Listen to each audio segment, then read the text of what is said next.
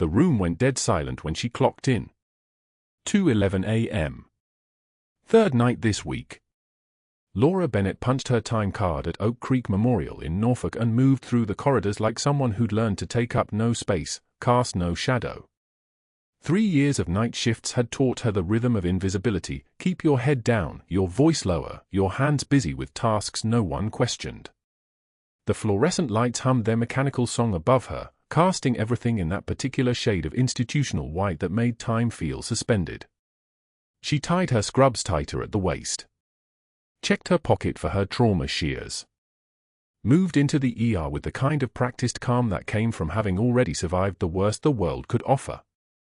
What they didn't know, what none of them knew, was that Laura Bennett had spent the last 3 years teaching herself to be invisible. The Pentagon had ordered it. After Helmand Province, after the classified operation that got buried 5 years ago, they'd scrubbed her from every database, erased Senior Chief Petty Officer Laura Bennett from official records, and told her to disappear into a new identity like smoke. Never surface. Never use her training. Never exist as anything but a civilian. A nurse. Just a nurse. The ER was quiet for a Tuesday night. 2 patients in beds, 1 waiting room occupied by a woman with a migraine who'd been there since 11 p.m. The monitor at the nurse's station beeped a lazy, steady rhythm. Then the radio crackled. Dispatch. ETA 5 minutes. Trauma. Vehicle accident. Multiple injuries. The night shift staff looked up from their charting. Doors burst open exactly 4 minutes and 37 seconds later. The stretcher came through like a ship cutting through fog. A man, bleeding, unconscious, his left shoulder a mass of torn fabric and deeper things. The paramedics moved with the controlled urgency of people who'd done this 100 times. Compound fracture. Severe lacerations. Possible internal injuries. No identification on the patient. Nothing. Wallet, keys, jacket, all of it bagged and tagged for inventory. Laura moved toward the trauma bay without being asked. This was the part that came naturally, the part that didn't require her to pretend. The part where her hands knew what to do before her mind had finished catching up. Get me 2 large bore 4s, the attending physician barked. Not Dr. Hargrove yet. Someone competent. Someone who knew what they were doing. Laura was already reaching for the supplies, her hands moving with a kind of precision that belonged to someone who'd inserted lines in field conditions far worse than a well-lit hospital room. She felt the familiarity of it settle into her shoulders like muscle memory waking up. The needle. The vein. The smooth, practiced insertion. 18-gauge angiocath. First try. No hesitation. No tremor. She didn't think about the Sanjin Valley. She didn't think about the helicopters or the screaming or the way blood looked under moonlight. She moved to the second floor with the same fluid grace, and the attending nodded at her with what might have been respect. Good work. The words hung in the air for maybe 2 seconds before Laura was moving again, checking vitals, monitoring the monitors, doing the 1,000 small tasks that kept her body alive. The man was still breathing. Still had a pulse. The monitors sang their beeping song, heart rate 118, blood pressure 94/58 and dropping, oxygen saturation climbing as they pushed oxygen into his lungs. His left shoulder was reconstructed on the monitor, fractured scapula, torn rotator cuff, lacerations that went deep. But his breathing was steady. His core was sound. His pupils were reactive. And he moved wrong. Laura caught it in the way he fell unconscious, in the way his body registered impact. Not the uncontrolled collapse of an ordinary person. The controlled drop of someone trained to fall. Trained to minimize injury. Her eye traced the scars on his arms, white lines that told stories in a language only certain people could read. Combat scars. Deliberate. Earned. Dr. Hargrove arrived at shift change like a storm front, his expensive watch catching the light as he reviewed the chart. Tag Heuer Aquarace. Probably cost more than Laura's monthly rent. He didn't acknowledge her. She was part of the furniture at that point, background noise, a set of hands that happened to be attached to a body in scrubs. The attending from the night shift briefed him on vitals, injuries, imaging findings. Hargrove nodded, his jaw set in the particular expression of a man who'd been trained to look impressive while doing almost nothing. Morning rounds came at 6 a.m. The patient was stable but still unconscious. Laura had spent the last 3 hours monitoring every shift in his condition, watching the monitors, checking the drips. There was something beneath the obvious injuries. Something that didn't add up. The way his body had responded to pain management suggested neurological training, the ability to control heart rate and breathing during trauma. The way his muscle structure distributed across his frame. The permanent cauterization scar on his left bicep that no civilian accident could explain. She approached during rounds when Hargrove was reviewing imaging with the orthopedic surgeon. Careful. Measured. No presumption. "Doctor, I'd recommend checking for internal bleeding," she said. "His breathing patterns suggest possible thoracic trauma. A CT with 4 contrasts might." "I've reviewed the imaging, Nurse Bennett." Hargrove didn't look at her. He said her name like it was a diagnosis he'd ruled out. "The trauma protocol is complete. You can return to your station." The room didn't change. No one gasped. No one moved. It was just a dismissal, just a small moment of a doctor waving away a nurse's concern. Just the familiar shape of being overlooked. Laura took one measured breath. Released it. Nodded. And returned to her station with her composure intact, her face a blank page, her hand steady as she organized the chart. But that wasn't the worst part. 3 hours later, during the inventory of the patient's belongings, she found it. The wallet was standard issue leather, worn, well-maintained. Credit cards. Driver's license under the name Marcus Webb. And tucked behind the license, small enough to miss if you weren't looking for it, military identification. Army Ranger. Active duty. The card was laminated, official, and absolutely unmissable to anyone paying attention. She held it for maybe 5 seconds. Just long enough to read the details. To confirm what she already knew from the way his body moved, the way his scars were positioned, the way his neural system had responded to trauma. This man wasn't just military. This man was Ranger Regiment. This man knew how to survive things that killed ordinary people. And she knew she shouldn't say anything. Didn't say anything. Followed protocol exactly. Bagged the identification with the other belongings and documented it in the system. Standard procedure. Nothing that would draw attention. But then she caught herself. Because the second the documentation was complete, something inside her, something that had spent 3 years learning to be invisible, suddenly understood that keeping quiet meant letting this man die from injuries that could have been caught if anyone had known what they were looking at. It meant letting the Ranger protocol go unused. It meant watching another soldier bleed out on a gurney because no one thought to look. She found the charge nurse at the desk. Quiet. Professional. No drama. The patient in trauma for his Army Ranger, she said. Active duty. He might benefit from trauma-specific protocols. Rangers train extensively for injury response and... How do you know that? The charge nurse's eyes narrowed. His identification was in his wallet. I documented it. Did you speak to Dr. Hargrove? I mentioned internal bleeding concerns during rounds. He declined further imaging. The charge nurse looked at the chart, then back at Laura. Something shifted in her expression, the beginning of understanding. Or maybe just the beginning of suspicion. Either way, Laura could see the wheels turning, could see the calculation happening. Information was being catalogued. Words were being prepared. And that's when she knew the day was going to be far worse than a simple dismissal. Dr. Hargrove's voice cut through the morning rounds like a scalpel through silk.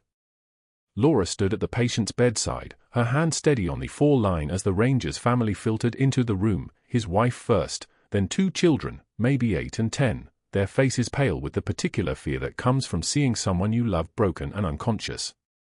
The wife's name was Sarah. Laura knew this because she'd read it in the chart, the way she read everything, carefully, completely, missing nothing. "Your husband is stable," Hargrove announced, his tone the careful condescension of a man accustomed to being the smartest person in any given room. He glanced at Laura with what could only be described as theatrical dismissal. "Though our night shift nurse here suggested we might be missing something. Suggested we check for internal injuries that, of course, the CT scan and physical exam would have already revealed." Laura said nothing. Her job was to document, to monitor, to catch what others missed. Not to argue with men who'd earned their god complexes at Johns Hopkins and wore them like Rolexes. "Nurse Bennett thinks she knows combat medicine better than a Johns Hopkins graduate," Hargrove continued, turning to face Sarah directly, his smile the practiced warmth of someone performing confidence. "Tell me, Laura, did you get your medical degree from WEBMD or perhaps TikTok?" The family laughed, nervous, uncomfortable laughter that didn't quite reach their eyes. Sarah's hand found her husband's, and her knuckles went white around his palm. Laura met Hargrove's gaze without flinching. One tear escaped, just one, unbidden, traitorous, and she wiped it away with the back of her hand before it could do any damage.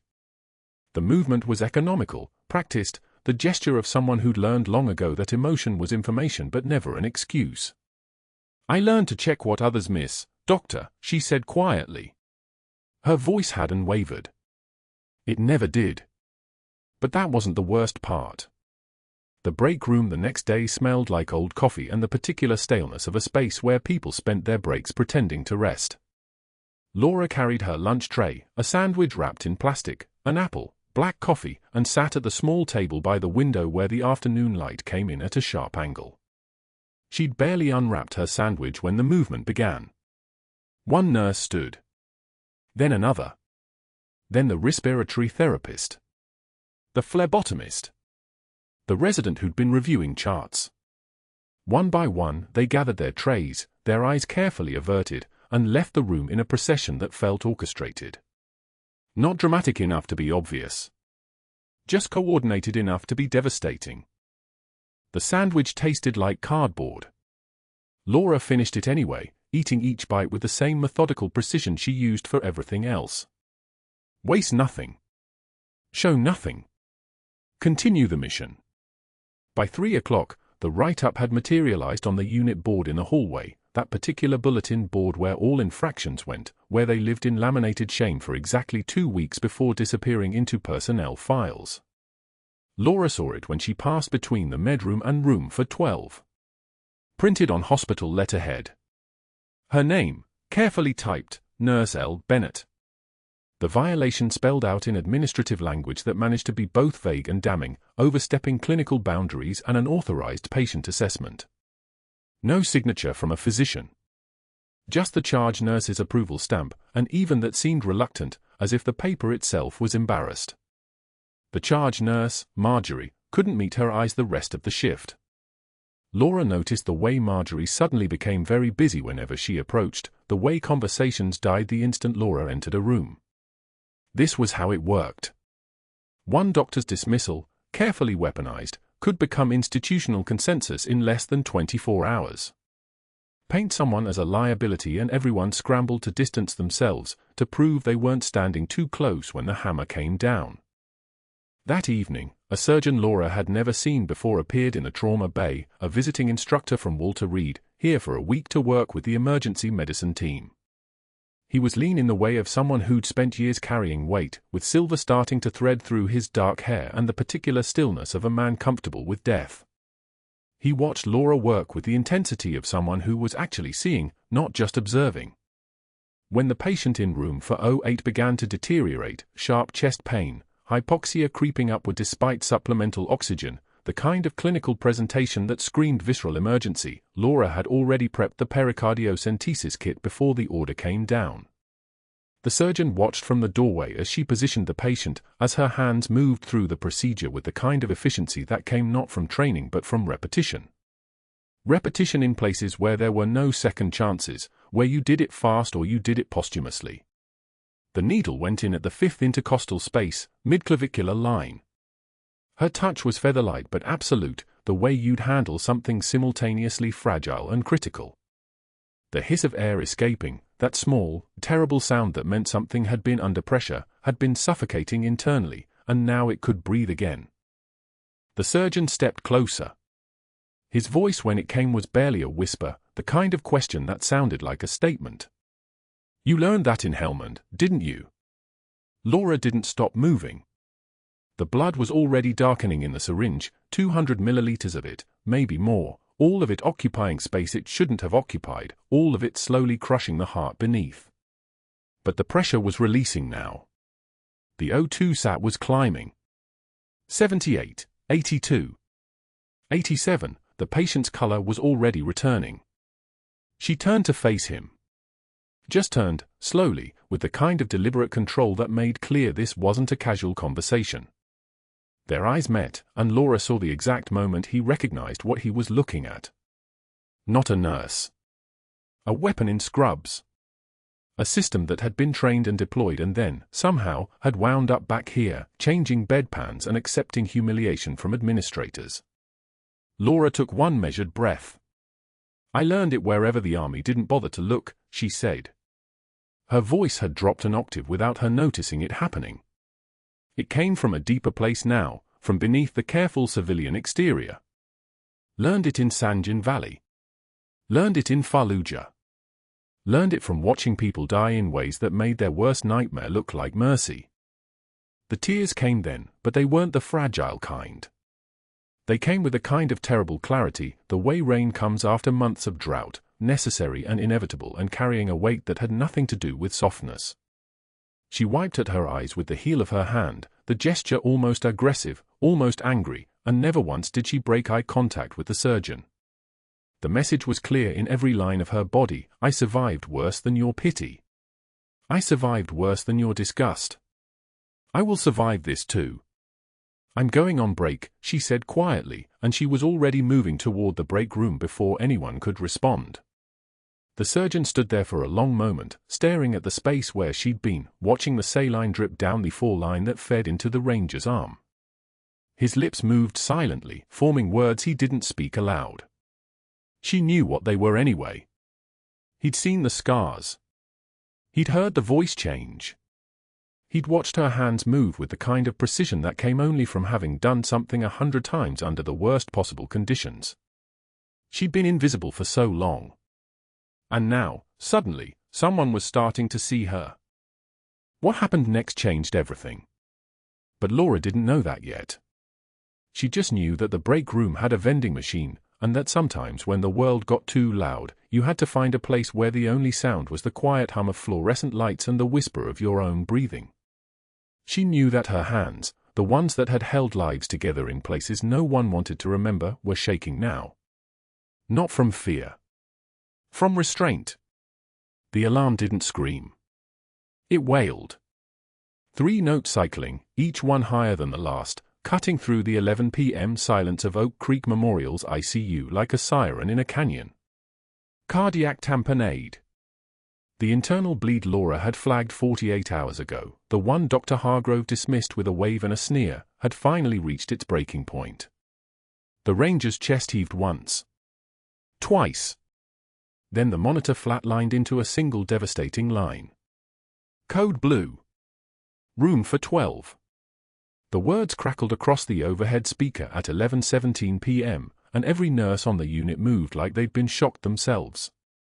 Laura heard the announcement from the break room where she'd been sitting alone, as she did every shift now, the staff making sure to leave when she arrived, the charge nurse's voice tight whenever they spoke. She didn't hesitate. She was moving before the second announcement finished. The ICU corridor stretched ahead like a runway, fluorescent lights casting shadows that looked like bars across the white linoleum. Her shoes made no sound. 18 years of muscle memory carried her forward, past the nurse's station where 3 people looked at her passing but said nothing, their eyes sliding away like oil on water. Room for 12 was already chaos. The on-call surgeon, Dr. Mendez, was calling for a crash cart. The resident was bagging, squeezing oxygen into lungs that weren't responding. The monitor showed a flat, unresponsive line except for occasional electrical noise that meant absolutely nothing. "Where's the attending?" Dr. Mendez asked, not looking up. "Route 64, someone answered. "Traffic from the accident near the bridge. 20 minutes minimum." 20 minutes. The ranger had 4. Laura stepped into the room. Not to help. Not yet. Just to assess. Her eyes moved across the monitors, the 4 lines, the exposed chest that rose and fell with mechanical breathing. The pressure in her skull told her exactly what she already knew: tamponade. Blood filling the pericardial space around the heart, compressing it, suffocating it. The internal bleed she'd tried to warn them about. The one Dr. Hargrove had dismissed because she was just a nurse, just someone who thought she knew more than a Johns Hopkins graduate. "Someone get surgery," Dr. Mendez said, frustration cracking his voice. "This patient needs an OR." But they both knew the truth. Surgery was 10 minutes away. This patient had 4. The resident was panicking now, squeezing the bag faster, as if more air would somehow change the fact that the heart couldn't expand to fill. Laura watched the O2 sat drop, 68. 64, 61. Falling like a stone down a well. She moved. Not quickly. Not dramatically.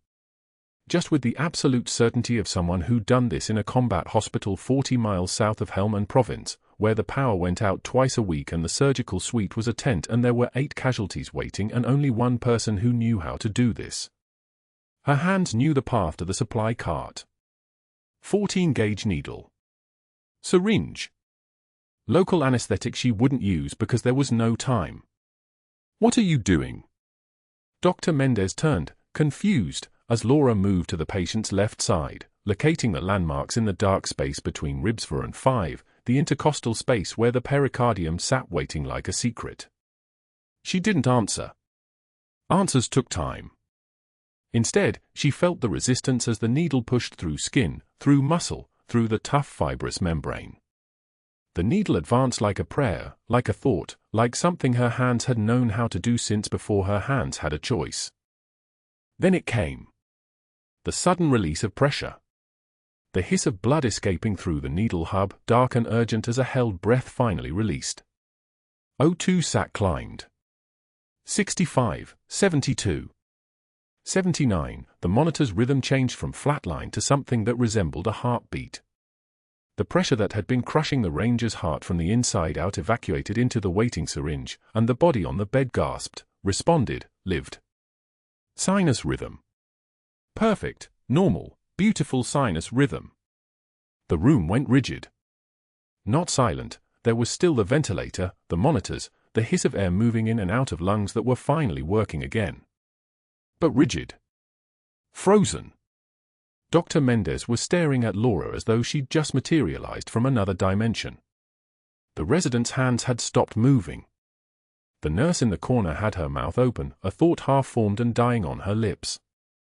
Laura capped the syringe and set it down with the kind of care you'd use placing something made of glass on the edge of a table. "He'll need imaging," she said quietly. "Probably a pericardial drain. But he's stable." She turned. Dr. Hargrove stood in the doorway, his face the color of hospital walls, his eyes wide and uncomprehending. He'd been coming in to check on the crash. Instead, he was standing there watching a nurse, a floor nurse, someone he'd called unstable and boundary crossing and incompetent, perform a life-saving procedure with the precision of someone who'd written the manual. His phone was already in his hand. He didn't speak to her. He didn't acknowledge what had just happened. He turned on his heel and walked back down the corridor, his voice low and urgent as he spoke into the phone. Laura heard fragments, "Chief Medical Officer." Serious concerns about her behavior. Totally inappropriate. She didn't need to hear the rest. She knew the script. She'd known it would come to this the moment she'd recognized the military bearing in that unconscious ranger's shoulders. By dawn, it had begun. The CMO, Dr. Sterling, Hargrove's golf buddy, the man who kept the hospital's politics running like a well-oiled machine, arrived at 6 a.m. Laura watched from the nurse's station as Hargrove met him near the administrator's office, gesturing emphatically. She could read his body language like a book written in a language she'd spent 20 years fluent in: accusation, scandal, liability. Sterling's face shifted from polite to concerned to something that looked almost dangerous. By 7:11 a.m., phone calls had started going out. Laura's phone buzzed with a text from her nursing school dean asking if they could schedule an urgent call about her clinical background. A board member's secretary left a voicemail questioning whether her credentials had been properly verified at hire. By 8:15, an investigator in a charcoal suit that probably cost more than Laura made in a month had arrived and was being led into the administrator's office. Not to investigate what had happened in room for 12. To investigate her. The charge nurse found her at 9 a.m. with a manila folder and the expression of someone delivering a death sentence. Administrative leave, effective immediately, the charge nurse said, not meeting her eyes. Pending investigation into scope of practice violations and patient care concerns. She didn't say she was sorry. She didn't say it wasn't true. She just set the folder on the counter and walked away, the sound of her shoes loud against the tile like judgment taking physical form. Laura cleaned out her locker at 10:24 a.m. The space was small: a jacket, a few personal items, 2 backup pairs of compression socks. She'd learned years ago not to accumulate things. Things could be taken. Things could be used against you.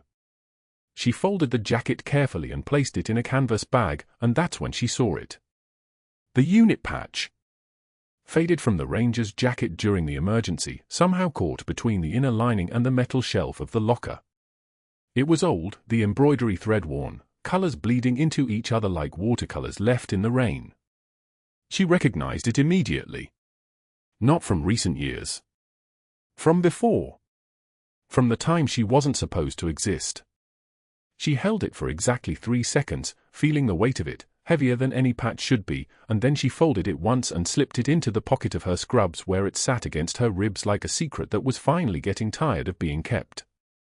She wasn't surprised when Dr. Hargrove appeared in the ICU corridor at 1:15 p.m., arms crossed, his phone pressed against his ear. She was making her way toward the exit, badge already off, when she heard his voice rise just enough for the receptionist to hear him clearly. Reckless endangerment, he was saying, his tone the texture of a shark's skin, smooth and cold and designed to hurt. Practicing beyond her scope. We can't have nurses playing doctor in my hospital. His hospital. Oak Creek Memorial. As though he'd built it stone by stone instead of inherited its politics through 19 holes of golf and handshake agreements in administrative corridors. The security guard met her at the main entrance with professional courtesy, walking her to her car, making sure she understood that her badge was deactivated and she shouldn't attempt to enter the building. He was polite about it.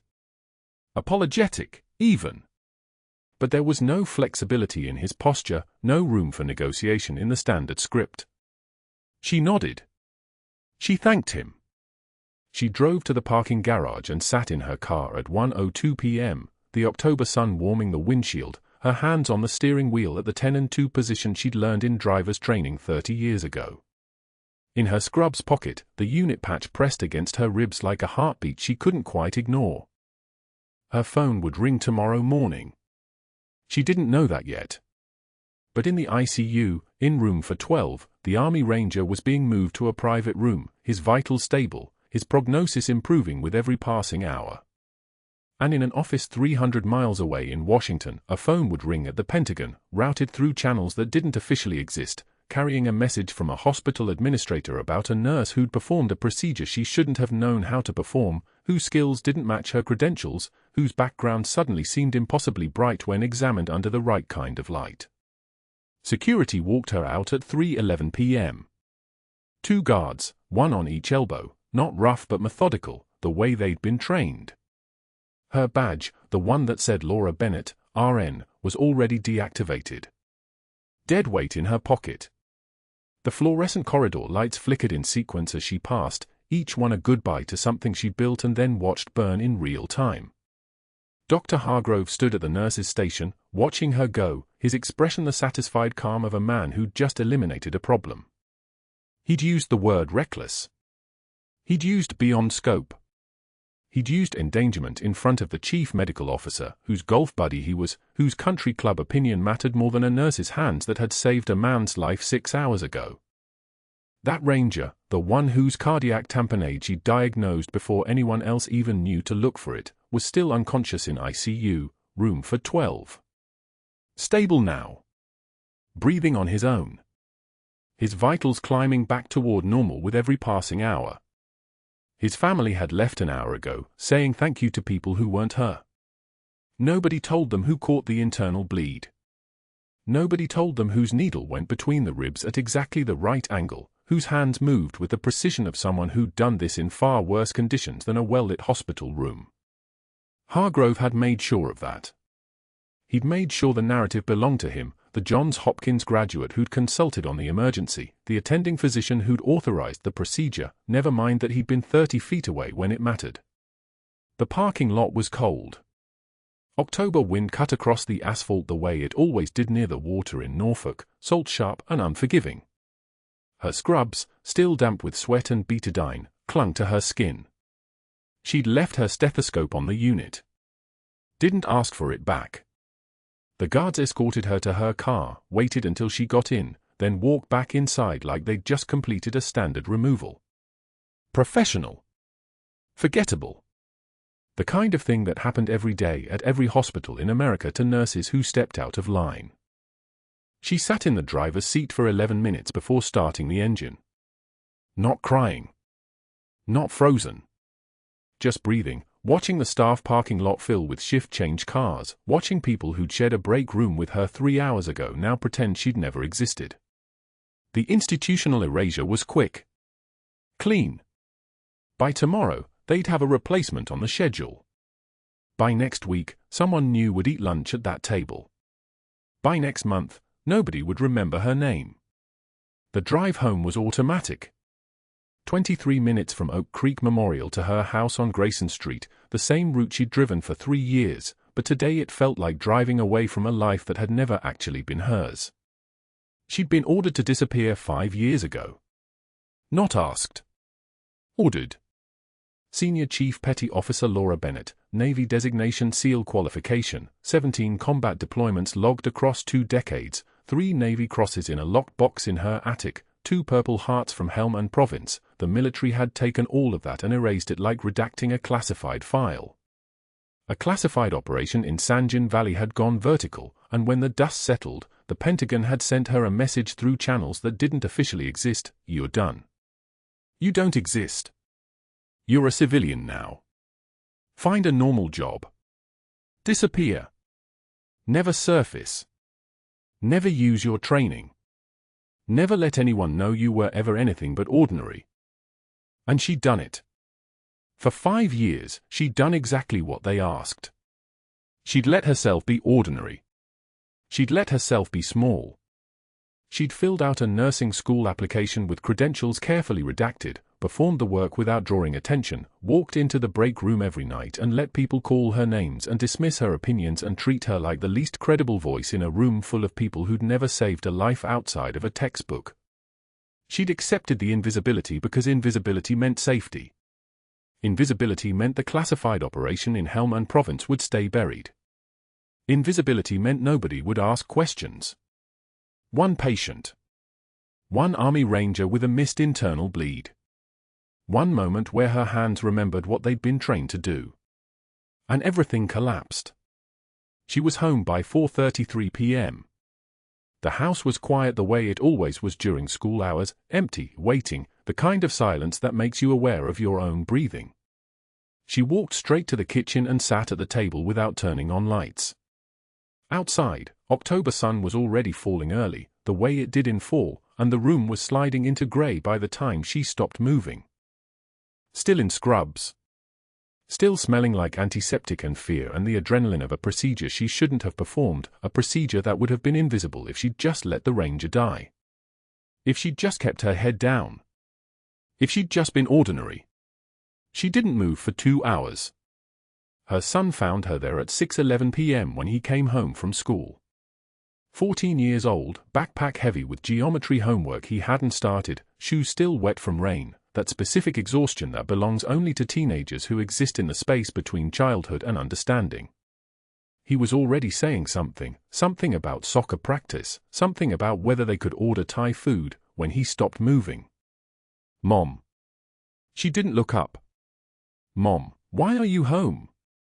The question hung in the grey kitchen like something that needed an answer. She opened her mouth. Closed it. 3 years of invisibility, and she'd never had to explain herself to her son beyond normal parental things. He knew she worked nights. He knew she was tired. He knew she kept to herself and didn't talk about work and had a scar on her left shoulder blade that she'd told him was from falling off a ladder when she was young. All of it was carefully constructed truth. None of it was actually a lie. But she couldn't construct anything now. Her son set down his backpack slowly, reading something in her stillness that made him old enough to understand this was serious. He sat down across from her without asking permission. Waited. The rain outside started harder, drumming against the windows like a message in code. "Did you do something wrong?" His voice was small. Fractured. She wiped her face with the back of her hand.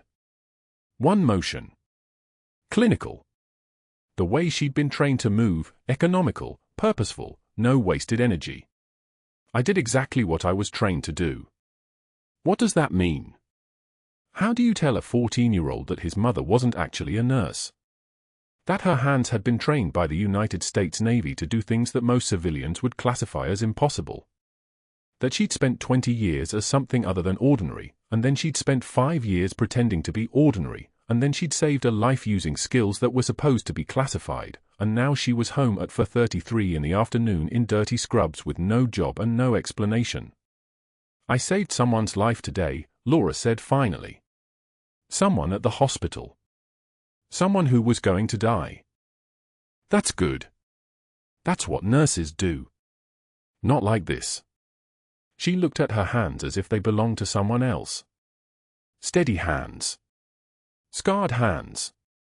Hands that had held lifelines in far worse conditions than an operating room. "I did something I wasn't supposed to be able to do. And the hospital fired me for it." Her son stared at her. Rain hammered harder. Outside, the neighborhood was sliding into evening, porch lights coming on, cars pulling into driveways, the normal progression of an ordinary October night. Inside their kitchen, the space between them felt like the distance between two different worlds. "I don't understand," he said. She didn't answer. Couldn't answer. The words existed in a space between security clearances and classified operations and 5-year orders to disappear. The words existed in Helmand Province, in the scars on her ribs, in the muscle memory that took over when an army ranger was dying and she had 17 seconds to save his life. Her son stood up slowly. "I'm going to check something." She didn't ask what. She just sat in the grey kitchen, listening to rain, listening to his footsteps move upstairs, listening to the ceiling creak as he moved toward the attic access. She heard the hatch open. Heard him moving through storage boxes, through Christmas decorations from years when they still decorated, through the accumulated debris of trying to be a normal person. She heard him stop. She heard the exact moment he found the locked box behind the old lights and the fake tree and the years of carefully constructed civilian life. She heard him open it, the lock had never been particularly good, and she heard the silence that came after. The kind of silence that comes when someone you think they know becomes something else entirely. The kind of silence that comes when the box falls open and metals spill across the floor of the attic like the truth finally breaking surface after 5 years underwater. 3 days later, the hospital administrator's emergency board meeting had drawn every major stakeholder to the 15th floor conference room, the chief medical officer, 5 board members in pressed suits, 2 men in Pentagon dress blues with colonel insignia, and Dr. Hargrove, who was already sweating despite the industrial air conditioning humming through the vents like a wounded animal. The morning light cut across the polished mahogany table in sharp angles, casting long shadows that made everyone look more severe than they were. Laura's 14-year-old son, Marcus, walked in carrying a locked metal box that hadn't seen daylight in 5 years. He was tall for his age, with his mother's steady eyes and the kind of nervous determination that comes from knowing you're about to change everything.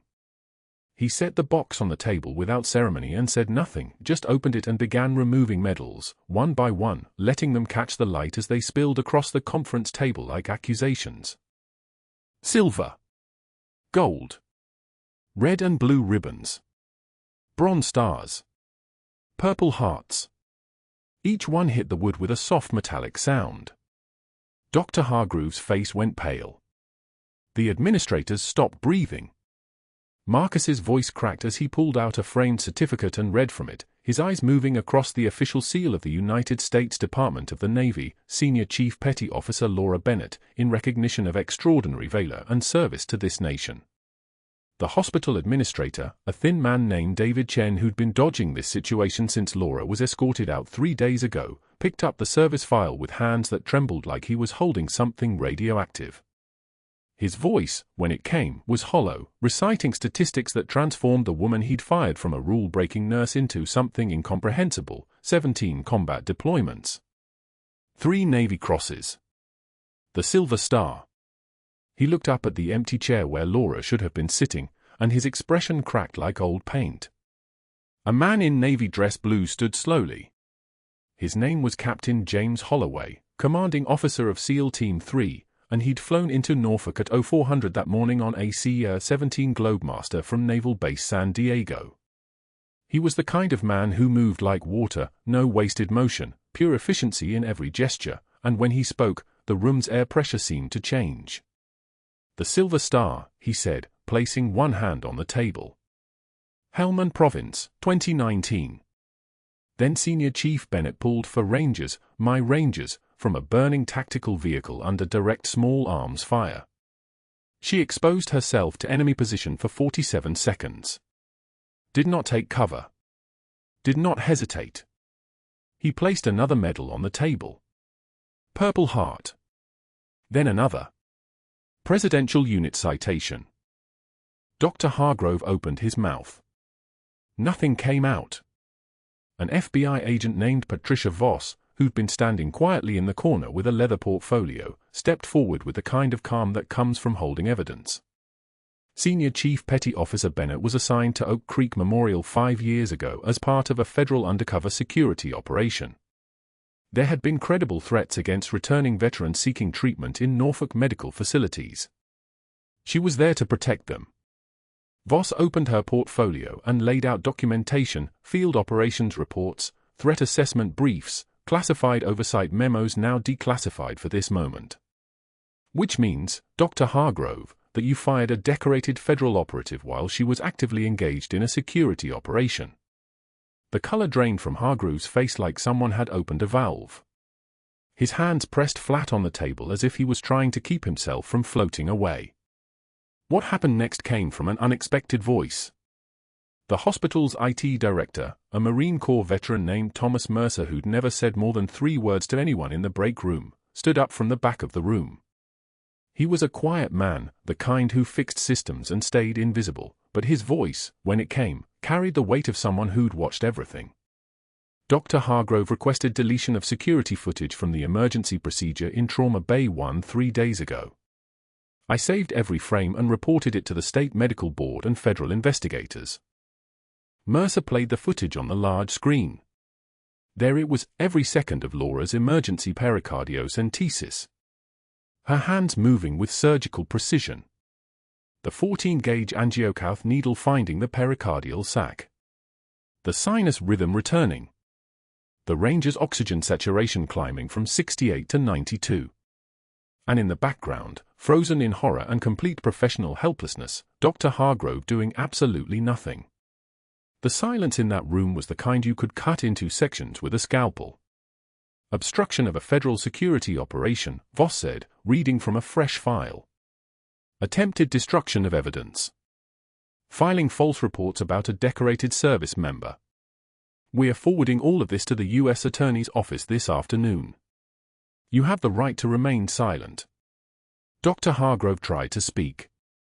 His voice came out cracked, desperate, the composure of institutional power shattering like glass. The chief medical officer, his supposed golf buddy, slid his chair away from him with a sound like finality. Board members wouldn't meet his eyes. One mentioned the liability exposure. Another mentioned lawsuits waiting to happen. A third just stared at the medals on the table as if they were evidence of his own moral failure. Captain Holloway reached into his jacket and withdrew something wrapped in cloth. He unwrapped it carefully, a faded unit patch with a 75th Ranger Regiment insignia, worn soft by 5 years and careful handling. This patch belonged to a team Senior Chief Bennett saved in 2019, he said quietly. The Army Ranger in ICU, Specialist Marcus Chen, no relation to your administrator, is one of those for men. He came to Norfolk specifically because he knew she was here. You fired the only person in this hospital who understood what he needed. And you tried to destroy the evidence of her saving his life. Security was called. Not for any dramatic escorting, it was efficient and quiet. Dr. Hargrove's badge was deactivated. His hospital credentials were suspended pending investigation. The State Medical Board received notification within the hour. Federal charges were filed before sunset. The press release came at 1800 hours, and by the morning news cycle, Oak Creek Memorial's institutional failure had become a case study in what happens when arrogance meets evidence. 6 months later, Laura Bennett stood in her office as Director of Emergency Medicine at Oak Creek Memorial. The title still felt new on her tongue, like a language she'd learned long ago and was remembering how to speak. Her restored medals hung on the wall, the Silver Star, the Purple Hearts, the Presidential Unit Citation, each one catching light like small suns. Next to them, framed in simple blackwood, was the faded unit patch from the Ranger's jacket lining. A reminder of what she'd saved. A reminder that the truth, once released, doesn't ask permission to change everything. The Army Ranger, Specialist Chen, fully recovered, wearing his dress uniform with a kind of pride that comes from a second chance, stood beside her as they prepared to dedicate Oak Creek Memorial's new veteran care protocol. Through her office window, she could see the parking lot below. Dr. Hargrove was there, teaching a CPR certification class at a folding table. Minimum wage. Community college contract. License stripped. Federal obstruction charges pending trial. He looked up once, caught her watching, and quickly looked away. He tried to bury you, Specialist Chen said, following her gaze. Laura took one measured breath. The kind of breath she'd taken in helm and under fire.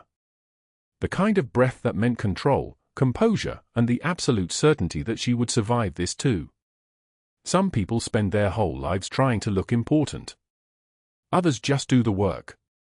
Marcus arrived that afternoon, his acceptance letter to nursing school clutched in his hand like evidence of his own becoming. Laura pulled him into a hug that held 5 years of secrets and 1 explosive week of truth. Specialist Chen saluted both of them, a gesture that meant witness, respect, and the acknowledgement that some people carry weight that can never be truly measured.